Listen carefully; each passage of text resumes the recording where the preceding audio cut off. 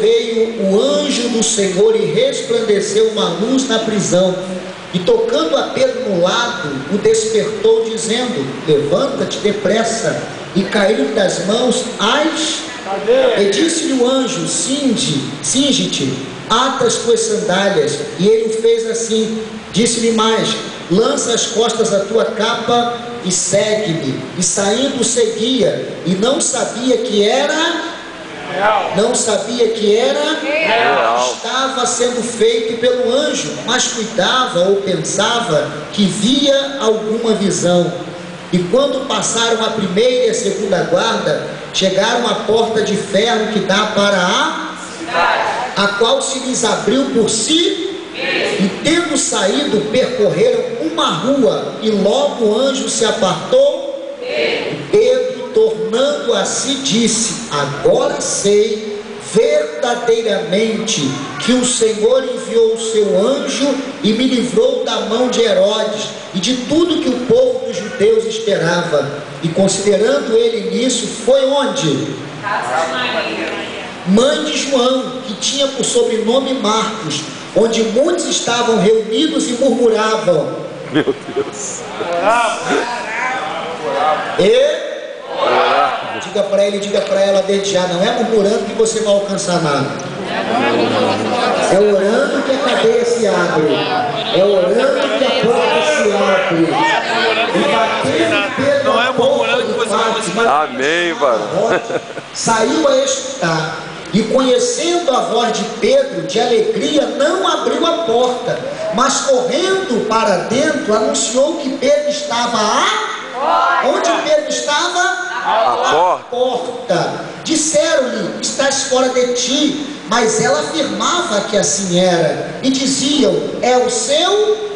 Mas Pedro perseverava em bater. E quando abriram, viram-no e se espantaram. Pode se assentar. Ouça o que Deus tem colocado no meu coração nesta noite para abençoar a sua vida. Esse livro, chamado de Atos dos Apóstolos, é assim chamado porque, se nos evangelhos nós temos os atos de Jesus, ou os feitos de Jesus, como queiram, neste livro nós temos especificamente os feitos, os atos, agora não mais dos discípulos, mas dos apóstolos, porque há uma diferença de discípulo para apóstolo. A palavra discípulo é igual a aluno, aprendiz, e apóstolo significa o enviado, ou parafraseando, mestre, professor. E aqui eu aprendo uma lição: ninguém pode ser professor sem primeiro ser aluno. E a gente observa hoje uma inversão: é gente que nem aprendeu a andar e já quer, não sabe nem para ele quer ensinar para os outros. Deixa para lá, sem comentários, pula essa, esquece que é só detalhe. Mas este livro também pode ser chamado de Atos do Espírito Santo. Por que Atos do Espírito Santo? Porque aqui a igreja foi inaugurada com a descida do Espírito Santo. Então é Atos do Espírito Santo porque os apóstolos só fizeram alguma coisa porque o poder do Espírito estava sobre a vida deles. Os discípulos não poderiam ter feito nada se eles não tivessem recebido o dunamis ou dínamo do Espírito Santo, como queiram, como Jesus lhes disse, lhes prometera lá em Atos capítulo 1, verso 8. Mas recebereis, olha em que tempo está o verbo receber, recebereis no futuro, porque eles ainda não haviam recebido, mas recebereis a virtude do Espírito Santo que há de vir sobre vós, e eles receberiam poder ou virtude para ser testemunhas. E pasmem, testemunha no original é igual a mártir, ou seja, se necessário for, eles morreriam, mas eles não negariam o nome do Senhor. Então eles receberiam poder justamente para ser testemunha, para anunciar com poder, com autoridade, com graça, o que Jesus era e o que ele poderia fazer pelas pessoas. Bendito seja o nome do Senhor, porque esse poder, essa unção e esta graça está sobre nós. Se é verdade, se manifeste glorificando o nome do Senhor. Então a gente vai observar que com a descida do Espírito Santo, a igreja ali foi inaugurada, e a gente percebe que a igreja recebeu o poder a princípio, mas a igreja não estava fazendo aquilo que Jesus havia determinado para a igreja fazer, que era justamente ser testemunha em Jerusalém, Judéia, Samaria e até os confins da terra. Os discípulos, a igreja recebeu o poder, cerca de 120 irmãos no cenáculo reunido, e diz a Bíblia que eles ficaram reclusos, eles ficaram parados ali em Jerusalém, não cumprindo aquilo que Jesus havia determinado para eles. Eles ficaram ali parados, estagnados, até que Jesus então permite a perseguição e a igreja daí se espalha. E aonde ia um crente, nascia uma igreja. Bendito seja o nome do Senhor. E a igreja começa a crescer. E a gente vai observar que quando a igreja cresce, Herodes agora começa a perseguir a igreja. E a gente vai perceber, de acordo com o texto, que Tiago já havia sido morto, decapitado. E Pedro agora estava preso. E no dia seguinte, por certo, aconteceria a mesma coisa. Porque Herodes percebe que ter matado Tiago decapitado havia agradado aos judeus. E Herodes agora pretendia fazer a mesma coisa com Pedro. E Pedro era guardado na prisão. Mas a gente vai observar aqui algo extraordinário acontece. Porque Pedro era guardado numa prisão, ainda por cima estava algemado aos soldados que lhe faziam ali aquela segurança, que lhe guardavam, que estava ali cuidando dele. E diz a Bíblia que a igreja se reúne na casa de uma irmã, por nome Irmã Maria, que era a mãe de João Marcos. E a igreja estava reunida justamente na casa da Irmã Maria. E a igreja não sabia, mas enquanto a igreja orava, Deus estava trabalhando. Porque enquanto a igreja orava, Deus então liberava um anjo para visitar a Pedro naquela prisão, para tirá-lo da mesma. Vocês sabiam que não é diferente conosco? Eu e você talvez não possamos ver com os olhos físicos, mas enquanto nós estamos aqui orando, buscando ao Senhor, Deus já liberou também uma milícia de anjos para visitar a tua casa. Aleluia. Onde você não pode ir, um anjo vai. Onde você não pode ir, a tua oração vai, a tua oração entra. Eu disse aqui no começo do culto que orar é invadir o impossível, porque onde você não pode entrar, a tua oração entra. Onde os teus pés não podem entrar, a oração entra. E pelo poder da oração, algo extraordinário sempre acontece. Talvez eu esteja dirigindo esta mensagem a algumas pessoas que chegaram aqui hoje, talvez as portas estejam fechadas para você, mas eu quero profetizar sem medo de errar. E enquanto você está aqui orando, buscando a sua resposta, a sua vitória, Deus já liberou um anjo para abrir a porta para você, e o milagre vai chegar, o milagre vai acontecer. Deus vai enviar o milagre, a resposta e a vitória. Só quem acredita, levanta a mão aí e glorifique o nome do Senhor. Glória a Deus. A igreja ora, e quando a igreja ora, Deus libera um anjo. E o anjo chega e encontra Pedro fazendo o que, gente? Preocupado, andando de um lado para o outro. É assim que o anjo encontra Pedro? Sim ou não? Como é que o anjo encontra Pedro? Como? Dormindo. Como? Dormindo. Agora eu pergunto a você, e se fosse eu? E se fosse você? Sabendo que estava condenado, não a cadeira da morte, porque naquela época não tinha cadeira da morte nem corredor da morte. Naquela época ele seria decapitado. Ele sabia que estava condenado, sentenciado. No dia seguinte ia morrer, como o seu companheiro já havia sido morto, decapitado. Você conseguiria dormir?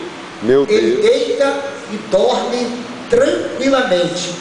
E o anjo teve tanto trabalho que quando o anjo chega naquela prisão, encontra ele descalço.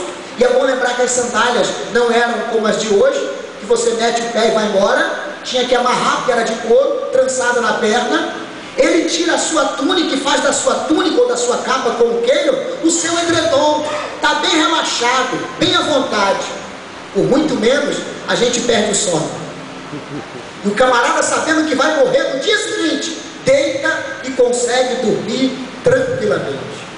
Qual é a lição que eu posso extrair disso? Sabe o que é? É que Pedro sabia que tinha promessa de Deus para a vida dele. O próprio Jesus disse: Pedro, apacenta as minhas ovelhas. E quando Jesus disse isso a Pedro, aponta para ele e diz: vai chegar um tempo que você não vai andar para onde você quer, mas você vai ser conduzido. E Pedro sabia que as promessas de Deus não haviam se cumprido na vida dele. Por isso Pedro deita e dorme tranquilamente, porque ele sabia que aquilo que Deus havia determinado para a vida dele não havia se cumprido.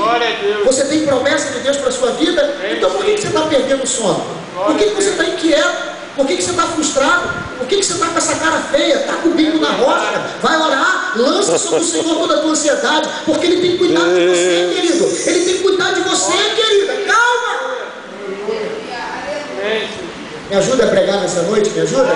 Diz aí para ele, diz aí para ela: Deus não erra de endereço. Deus não erra de endereço. Olha aqui, presta atenção. O anjo vai lá. Deus não erra de endereço. Pedro, manda ele calçar as sandálias. cingir a capa, vem e... Talvez Pedro pensasse que era sonho, porque o texto diz que ele cuidava de ser alguma visão, alguma sonhando. Vai ele, de olho fechado, nem acordou.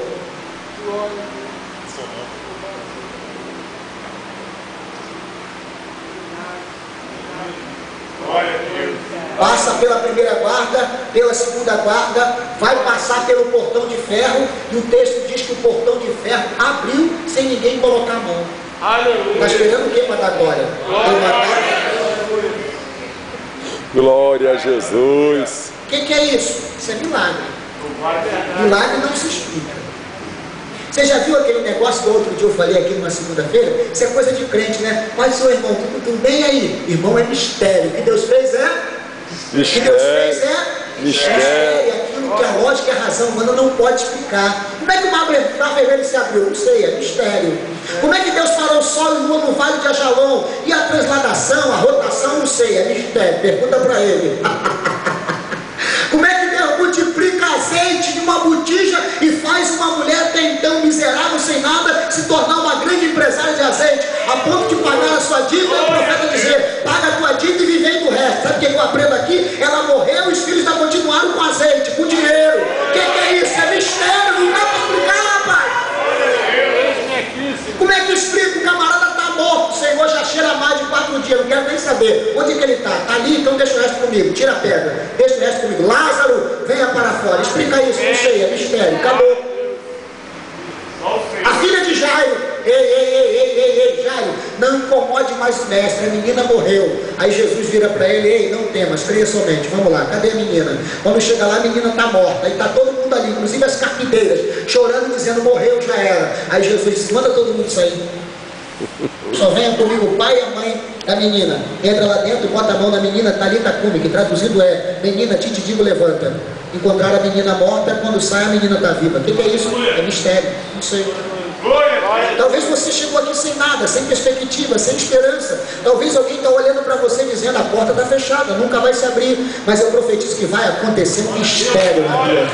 Vai acontecer um mistério na tua vida, aleluia. E quem vê, aleluia, vai olhar e vai dizer para você: isso é mistério. Quem te viu e quem te vê, é milagre, isso é mistério. Quem te viu e quem te vê, quem te viu passar chorando, vai te ver voltando sorrindo. Quem te viu passar sem nada, vai te ver voltando com tudo. Quem te viu passar na prova, vai te ver voltando na bênção. Quem que é isso? É mistério, não dá para explicar. Olha aqui que a bênção não erra de endereço, presta atenção. A igreja está reunida na casa da irmã Maria. Eu te pergunto, Pedro foi para a casa da irmã Antônia, não é assim?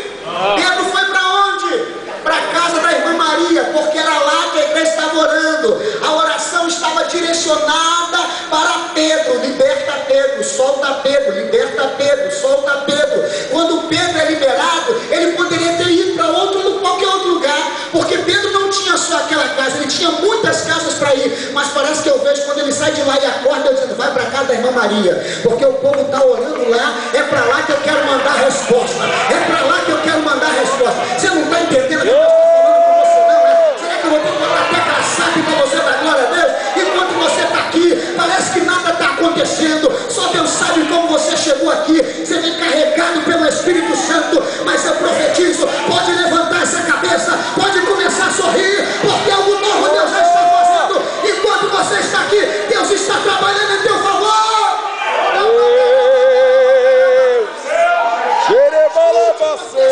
Aí quando Pedro chega lá, bate na porta, a igreja está: solta Pedro, liberta Pedro. Pedro bate. Aleluia. Lá vem uma menina. E talvez você nunca ouviu ninguém pregar sobre Rod. Eu vou pregar sobre ela hoje. Vou te mostrar que Rod é um referencial de Deus. Vou te mostrar que Rod é um exemplo a ser seguido. É, pastor? É. Mas não tem nada na Bíblia sobre ela. Não tinha até hoje. Hoje você vai descobrir que tem. Eita, glória. É a única vez que eu encontro Rod na Bíblia aqui. Depois ela não aparece em lugar nenhum. Mas esta menina tem algumas lições a me ensinar. Tem algumas lições a nos ensinar. Se não, observe. Quando Pedro bate na porta, quem é que vai atender? Rod. Observe. O texto vai dizer que a primeira característica, a primeira qualidade de Rod, sabe o que ela era? Ela era serva. Era ela que tomava conta da porta. Era ela que ouvia para saber se podia ou não entrar. Primeira característica, ela era serva. Nós estamos vivendo um tempo hoje onde muitos não querem mais ser servos. Muitos só querem ser senhor, só querem mandar. Mas você nunca vai mandar se você não sabe obedecer. Meu Deus! E detalhe, o maior exemplo de obediência e de servo é o de Jesus. A palavra diácono no grego é diaconia, chamado para servir. E o maior exemplo de diaconia do próprio Jesus, quando diz assim: eu não vim para ser servido, eu vim para servir. Existe uma meia dúzia no nosso meio que não entende esse princípio. Se pedir para fazer alguma coisa, já olha para a gente com aquele olhar: se eu te pego, eu te arrebento. Se você não tem essa característica de servo, você está no lugar errado. Porque o bom aqui não é o doutor. O bom aqui não é aquele graduado, bacharel, DDD, doutor em divindade. O bom aqui para Deus é o servo. O bom para Deus aqui é o servo. Porque Deus, quando olha de cima para baixo, Ele não vê a minha ou a sua patente. Deus vê os servos. Será que Deus já encontrou aqui? Oh, meu Deus! Aleluia! Segunda característica de Rode. Rode era transmissora de alegria. Porque observe, quando Pedro bate na porta, o texto diz: e conhecendo a voz e sabendo que era Pedro, ela nem abre, de tão alegre que ela estava. Sabe o que ela faz? Ela volta, corre e diz, parafraseando o pessoal: pode parar de orar, pode parar de chorar. Porque embora o povo estivesse orando, mas o ambiente estava funesto, estava triste. O povo estava triste porque Tiago já tinha sido decapitado.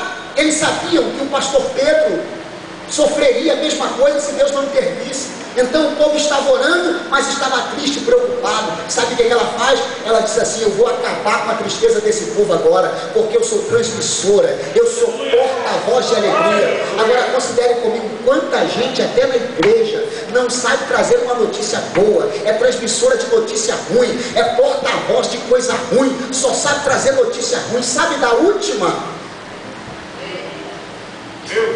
Gente que só traz coisa ruim, nunca traz uma palavra de ânimo, de incentivo, de alegria. Gente que só fala coisa ruim, são os profetas do caos. Me permita uma franqueza, vocês, casal, sua Vitória sabe disso. Temos andado em alguns lugares por aí e existem profetas que são profetas do caos, só profetiza coisa ruim. Eu me lembro que algum tempo atrás eu fui pregar numa igreja, ali naquela área do Complexo da Penha, e eu parei num posto para abastecer. E o frentista, percebendo que eu era crente, viu a Bíblia, eu de terno e gravata, a pastora Verônica, as crianças: Pai do Senhor, irmão, eu também sou crente, graças a Deus, até aí tudo bem. E eu estou enchendo ali o gás e demora um pouco mais. Ele começou a contar a história. E a história dele foi a seguinte: pastor, eu quero dizer para o senhor o seguinte, que Deus me usa de forma terrível e tremenda. Eu disse: amém, irmão, penso. Pastor, o senhor não sabe da maior. Minha irmã estava desviada e começou de graça, não queria saber de Deus. Eu comecei a orar de Jeová aberta. Aí Deus me revelou que ia matar ela. Deus me mostrou um caixão. Eu contei para ela, não acreditou, pastor. Pois é, bem feito. No dia 24, no dia 25 de dezembro, sabe o que aconteceu? Eu falei: não, minha irmã foi morta, morreu. Meu Deus. Só o sangue. Jesus. E por último agora, pastor, foi algo assim tremendo que eu estou arrupiado até agora. Eu disse: o que foi? Pastor, eu estava num culto na minha igreja e de repente eu estava assim meio que numa madorna entre dormir e acordar na igreja, ó. E de repente eu olhei para o altar, vi um caixão no altar, senti um cheiro de rosa, olhei para o altar e disse: Deus, o meu pastor não. 15 dias depois, meu pastor morreu. Sai dele! Falei: irmão, para de abastecer, tá bom, já dá para me ir embora. Quanto é? Toma. Meti o pé, estava com medo de ter uma visagem comigo e me matar. Meu Deus! Só o sangue, gente! Mas tem gente que é assim, é porta-voz de coisa ruim, só vê coisa ruim, vê cobra, vê caixão, só vê coisa ruim para os outros, mas para ele é coisa boa. Ô mistério. Meu amado, minha amada, em nome de Jesus, eu venho aqui nessa noite como Rode, para ser transmissor, porta-voz de alegria, Deus vai mudar a tua história. Deus vai mudar o teu quadro. Eu profetizo que a roda gigante vai estar embaixo e vai girar. Está saindo do vale nessa noite no nome de Jesus. Deus está te conduzindo para o monte da exaltação. Recebe isso aí para a glória de Deus. Recebe! Aleluia!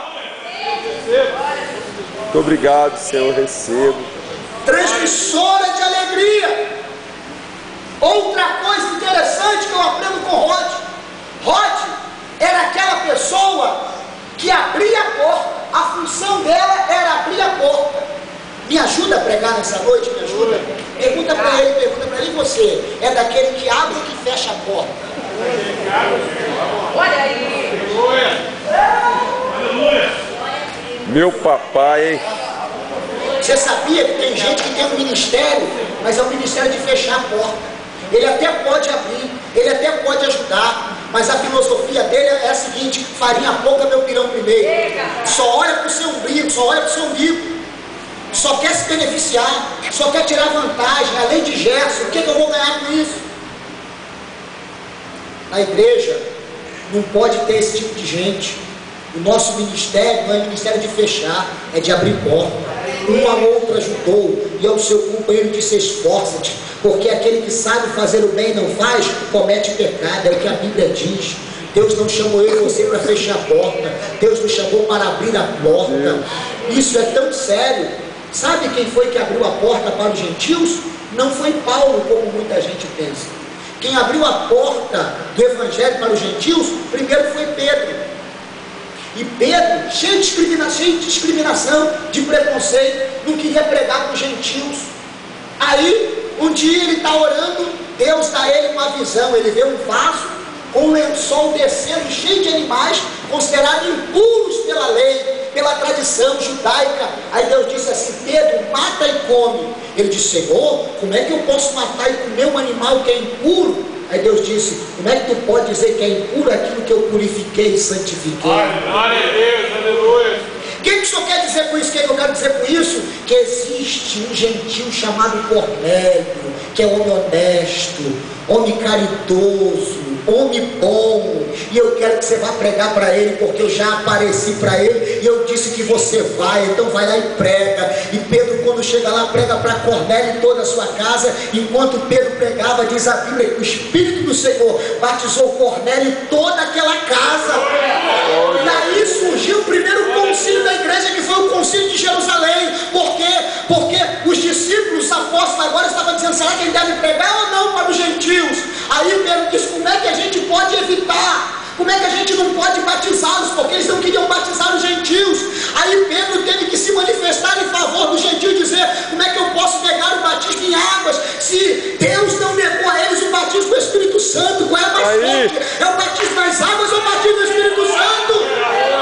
Gera o contrário da igreja de Éfeso. Quando Paulo e os apóstolos chegam na igreja de Éfeso, lá eles foram batizados nas águas, mas não conheciam o batismo do Espírito Santo. Era um contraste. Aí Paulo prega para a igreja de Éfeso e pergunta: vós já conheceis o Espírito Santo? E os da igreja de Éfeso disseram: nem ainda ouvimos falar que haja Espírito Santo. Aleluia. Aí Paulo teve que pregar, ensinar e pôr as mãos sobre eles, para que eles recebessem o poderoso batismo do Espírito Santo. Sabe o que eu aprendo aqui? Para receber o poderoso batismo do Espírito Santo, você não precisa ser batizado nas águas, porque eu tenho experiência própria. Com 15 dias de convertido, ainda nem sonhava com batismo nas águas, eu recebi o poderoso batismo do Espírito Santo. Para você receber o poder, a unção, a glória e o poder do Espírito Santo, tudo que você precisa é abrir o seu coração, porque Jesus não batiza múmia, Jesus batiza crente sensível ao Espírito de Deus.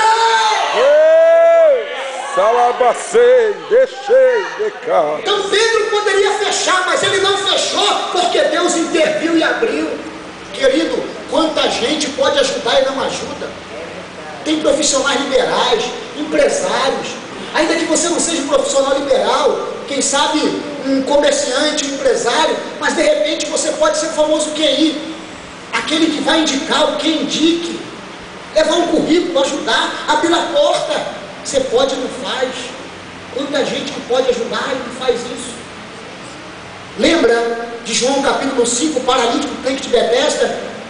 Você lembra que quando Jesus curou ele, que ele saiu correndo com a cama na cabeça, quem foi que o parou? Digo, os fariseus. Os fariseus disseram para ele assim: ei, hoje é sábado, não tinha visto carregar a cama. Sabe o que o antes era paralítico disse? Eu quero lá saber se é sábado ou se é domingo. O homem que me curou, ele mesmo me disse: carrega a cama. Sabe o que eu aprendo aqui? 38 anos os homens estavam na fila, não apareceu um fariseu para dar um empurrãozinho, para abrir a porta para ele, mas para criticar, ó. Dificilmente vai aparecer alguém para te abrir porta, mas quando o próprio Deus se encarregar de abrir, vai sempre aparecer um fariseu do inferno para dizer que você não pode. Vai aparecer um monte de fariseu com olho de candeeiro do inferno para dizer: olha o carro dele, olha a casa dela.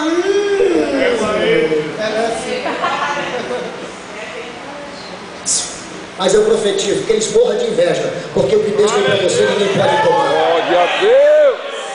Não, deixa eu consertar. Eu profetizo vida longa aos invejosos. Eles terão que viver para assistir a tua vitória. Recebe isso em nome de Jesus. Aleluia. É verdade, gente. Então, fica tranquilo. Ministério pode abrir a porta e não de fechar a porta. Só que tem um detalhe. Rod tinha um critério para abrir a porta. O texto vai dizer que antes de abrir ela fazia o quê? Escutava, ouvia. Ela ouvia, ela ia sondar para depois. Me ajuda a pregar, me ajuda? Diga para ele, diga para ela: não abra a porta para qualquer um. Não abra a porta para qualquer um. Deixa eu até olhar as palavras. Amém, irmão. Escute, existem algumas pessoas